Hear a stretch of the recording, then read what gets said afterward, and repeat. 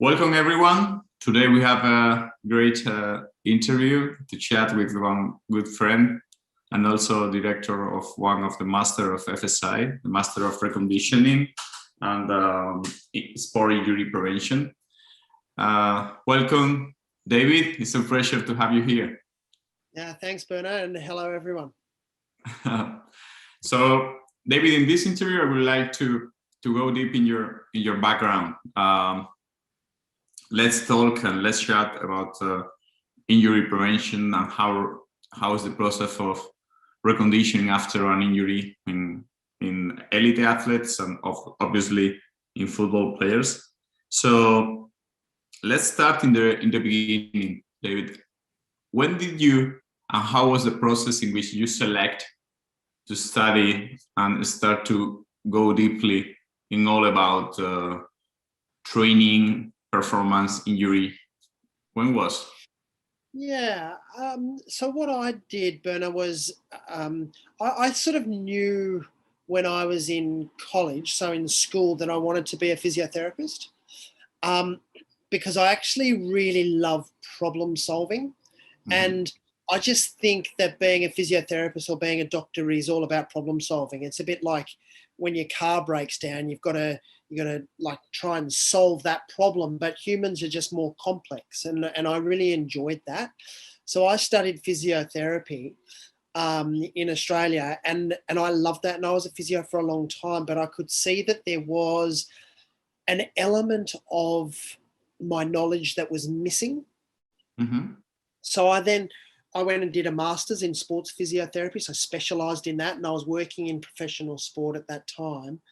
And I loved that, and I got quite high in the ranks of being a sports physio. But again, I could see there was something missing, and I knew that most of my friends, the people that I really looked up to and got a lot of knowledge from, were strength and conditioning coaches. And the style of physio that I am is more suited to strength and conditioning. So I then became a strength and conditioning coach and did my master's in strength and conditioning. And what I could see was, for injury prevention and injury rehabilitation, you really need a performance mindset. And you don't get taught that in sports medicine courses. You get taught about injury. But equally, strength and conditioning coaches don't often get taught about injury. Yeah. So I was in this position where I was in the middle and I could speak both languages. And it was those both languages that stimulated me to come up with my two books, High Performance Training for Sports and Sport Injury Prevention and Rehabilitation. And that's really informed who I am as a practitioner, as someone that lives in two worlds and tries to bring them together. And that's kind of where I've arrived today. Yeah, this is absolutely. And,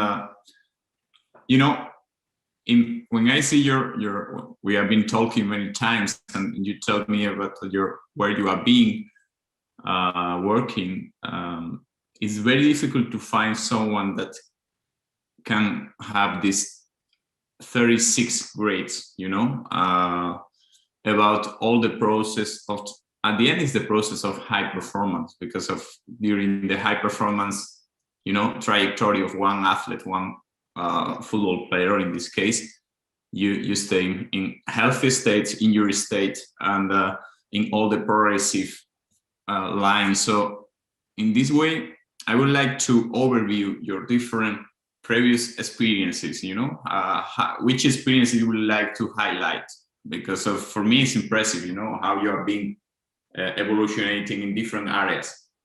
Yeah, look, it's really difficult for me to pinpoint one, Berno, simply because I am who I am today because of all of them. So I learnt my trade in high performance sport, in professional rugby and professional soccer, professional football, and that was really, really important for me.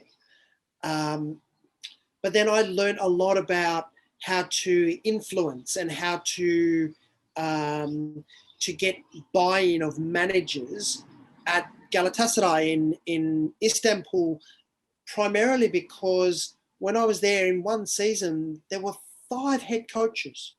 Yeah. So each new person I had to sell my ideas to.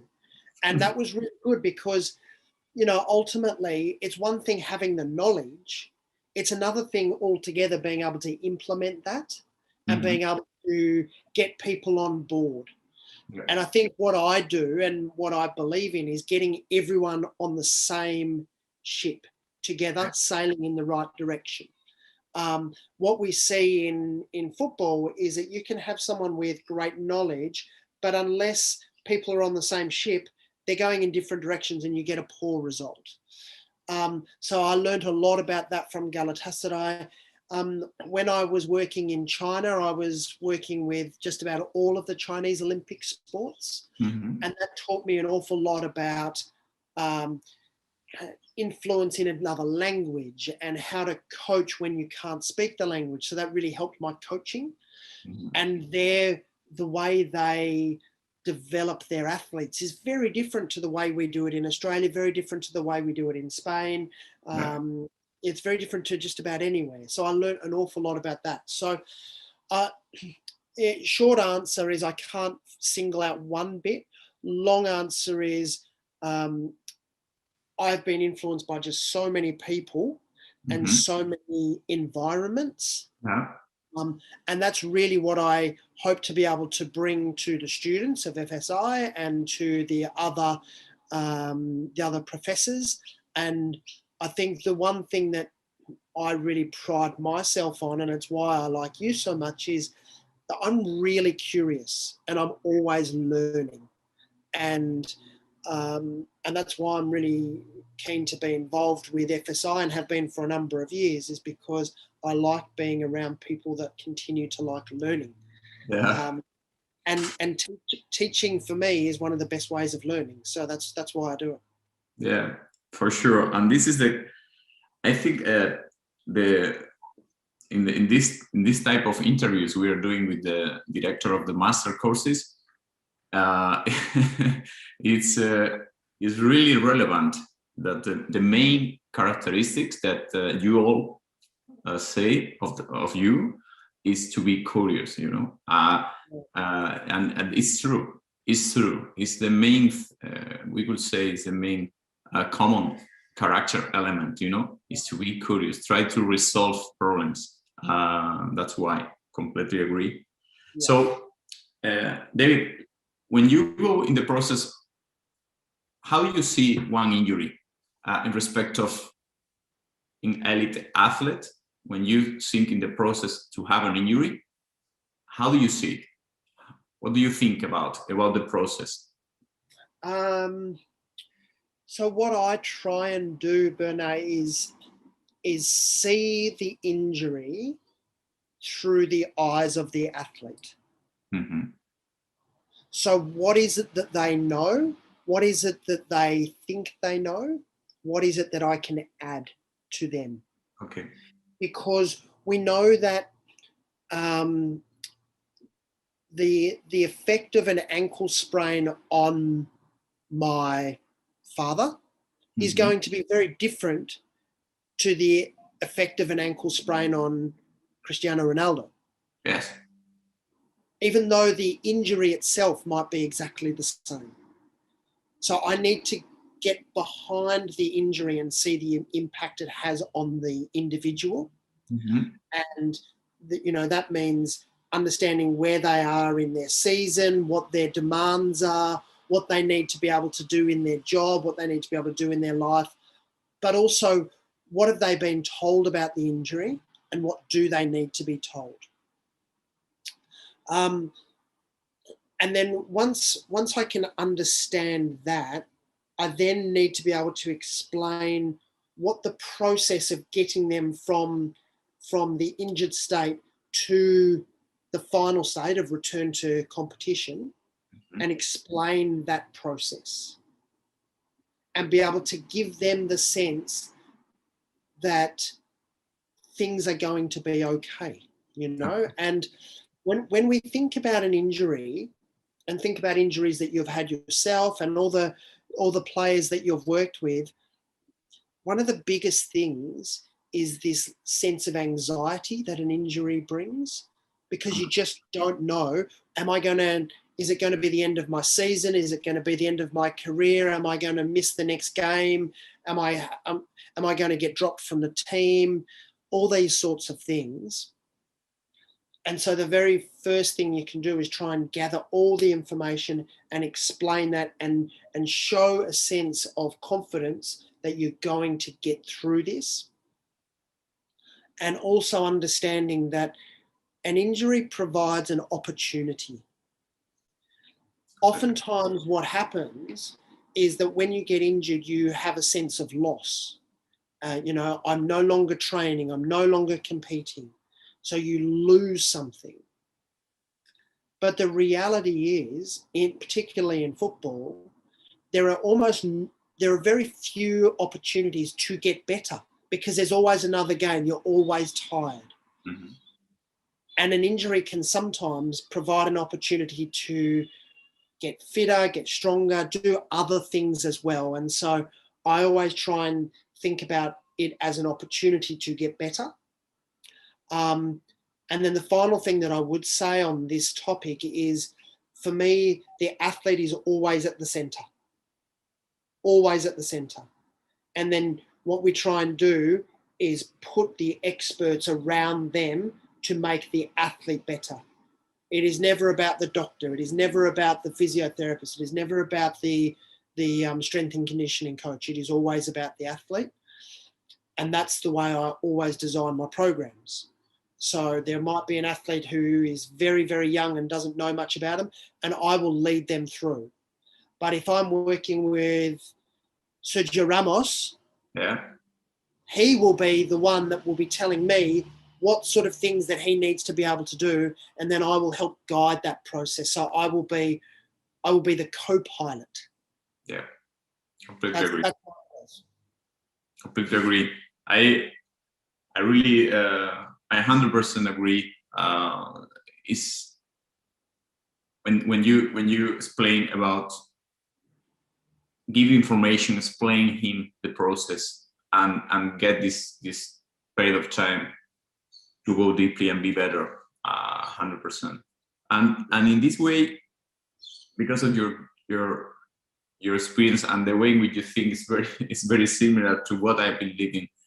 David, let's imagine what will be the ideal context for you, because at the end, what happened inside, you know very well, inside the clubs, is that sometimes we don't find the ideal context in respect of the people around, the team around the athlete, the soccer or football player. So what will be, in your opinion, the ideal context in a case for injury, like we were talking, an injury in a high-level football player? Yeah. And when you say ideal context, do you mean the team? Who's in the team? Mainly team. Yes, mainly team. Mainly talking about the perspective of the club. Sometimes this is the what I want is you could explain what will be your ideal situation, to treat this injury in respect of the people around, maybe the people around. Yeah. It's a really interesting question, Bernard. And I think so that the non-negotiable is obviously the athlete is at the centre. Mm-hmm. There has been a lot of work done before the injury to prepare for what happens.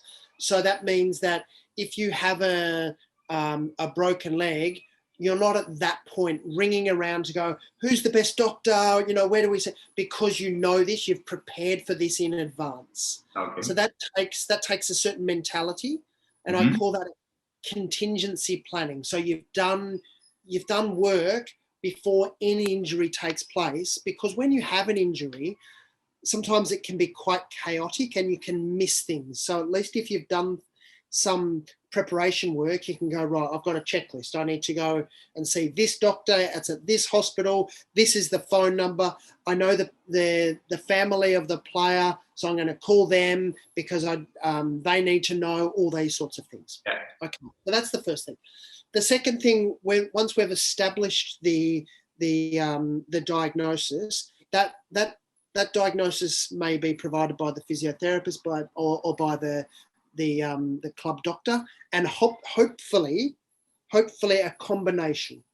Yeah. Because they've got different skill sets and they see things through different lenses, and they come together and they do their tests and they understand, okay, this is what we're thinking, and this is what we're going to present back to the athlete. In an ideal situation, you have a psychologist on board to help with the visualization, to help with the mindset. And then when it comes to the actual rehabilitation, I think there's a place for the strength and conditioning coach right from the very beginning. Yeah.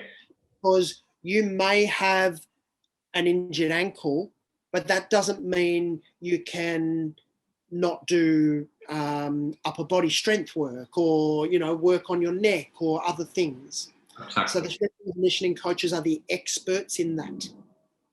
And then as the injury progresses, the physiotherapist has less of a role, and the strength and conditioning or performance coach has more of a role.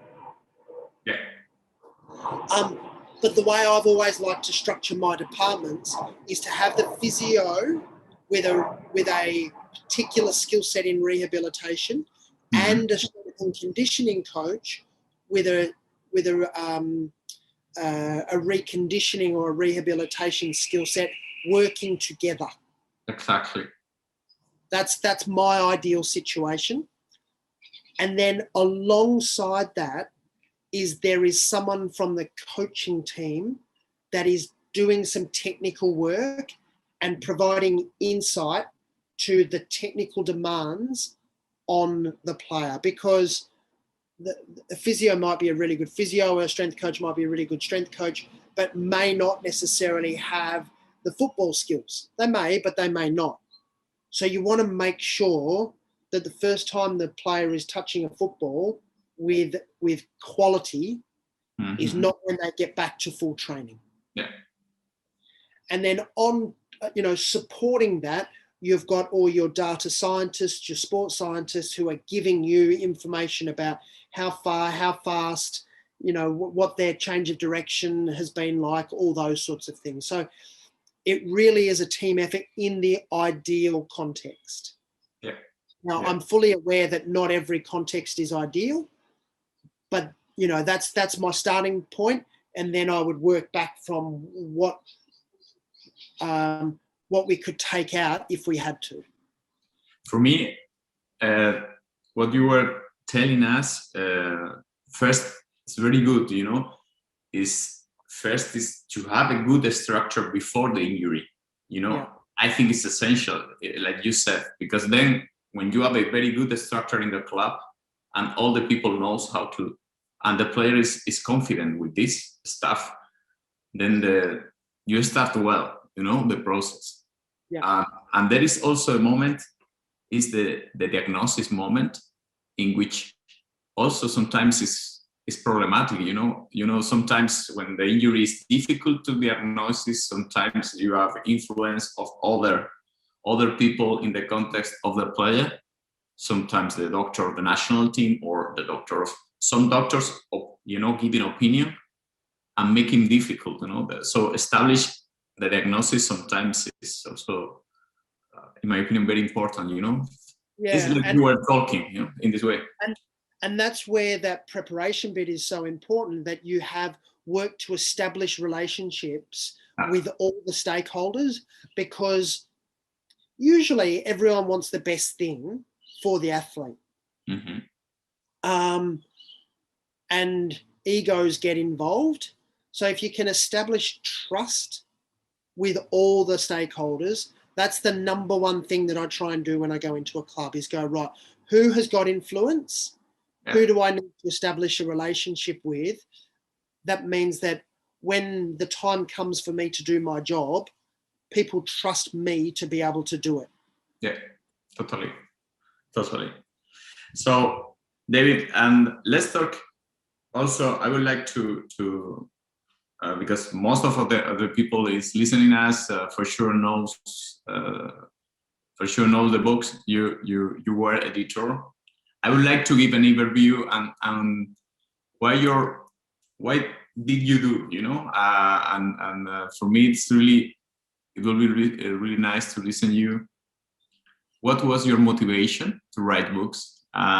Because I must give you thanks, like I've done sometimes, you know. I said, David, thank you for your books, because for me it has been really, you know, for everyone that is working in high performance, are really nice to receive these high quality books, and you can update your knowledge, because at the end most of us are curious, and like you said before, we are updating continuously. So what was your motivation, David? What was your motivation?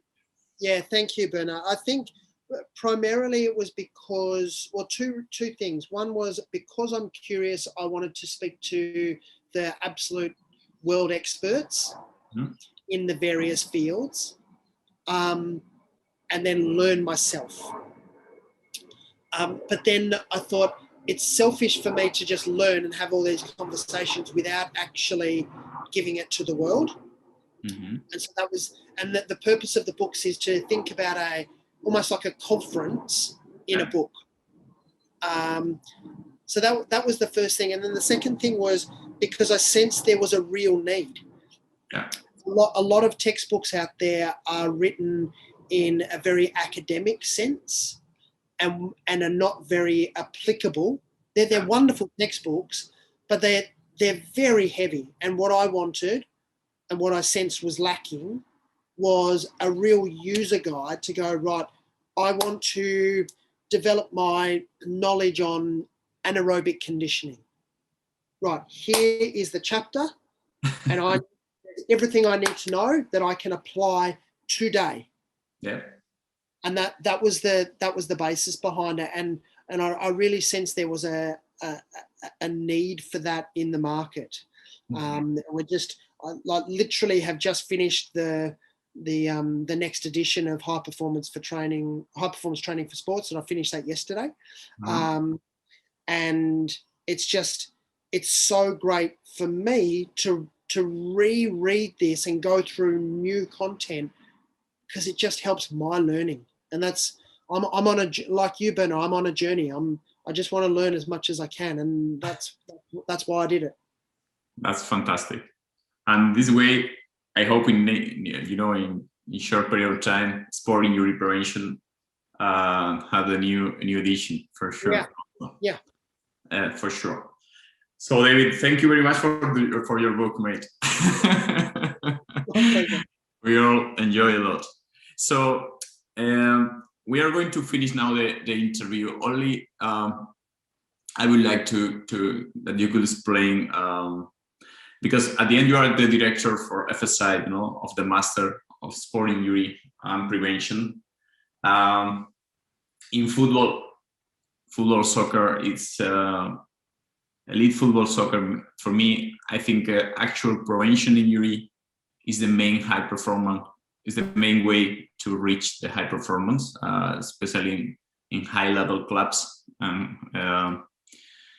How is the situation? How do you see in overall, you know, how is the situation about injury prevention actually in football? How do you see? It's a really challenging question, Bernard, and I've got a bit of a controversial approach to it. Because I really don't like the term injury prevention, because it's very hard to assess how well you've prevented an injury, because how do you know if you've prevented an injury? You don't, because the injury didn't happen. Yeah. What I think we can do is that we can reduce risk of injury. Yeah. And that is the key thing for me. And for me, understanding what are the risk factors for the sport in general, and what are the risk factors for the individual, that's the most important thing. If we can do that, then we're a long way on track to be preventing injury or reducing those risks. Still, unfortunately, to this day, in football, we see a lot of reactive practice. And reactive practice, I mean, just thinking about an injury after it has occurred. Yeah. And like you, I think that is missing high performance. Yeah. High performance is doing your strength work, doing your balance work, doing your flexibility work, doing all these other things, getting your programming right to reduce the risk of injury, because we know that the best teams keep their best players on the field the longest. Yeah. We know that. So that's what we need to be doing. That's the true high performance aspect. I agree with you. Yeah, completely. And it's true. We name injury prevention mainly because if it's standard, standardized, but like you said, 100%, we can reduce risk, no more. We can reduce risk. Yeah, when we say injury prevention, it almost feels like we know exactly what to do, and we know all the causes. And the reality is we don't. And there are lots of different causes that all interact. Yeah. And we don't fully understand the interactions. But what we can do is reduce those we can reduce the individual risk factors in the hope that we don't see as many injuries. And I think that is absolutely worthwhile doing. Completely agree. Okay, David, mate, has been a pleasure to share this knowledge with you, this time with you. So let's continue. For sure, for sure, next roundtables and next FSI events, we will be in contact. And let's see, in near future, we can see each, face to face, Absolutely, yeah. But just from my perspective, thank you very much for this. And I'm delighted, absolutely delighted to be a part of FSI. And I look forward to working with all the students. So let's do it. Thank you very much, David. See you in FSI in future, my friend. My pleasure. Ciao. Bye.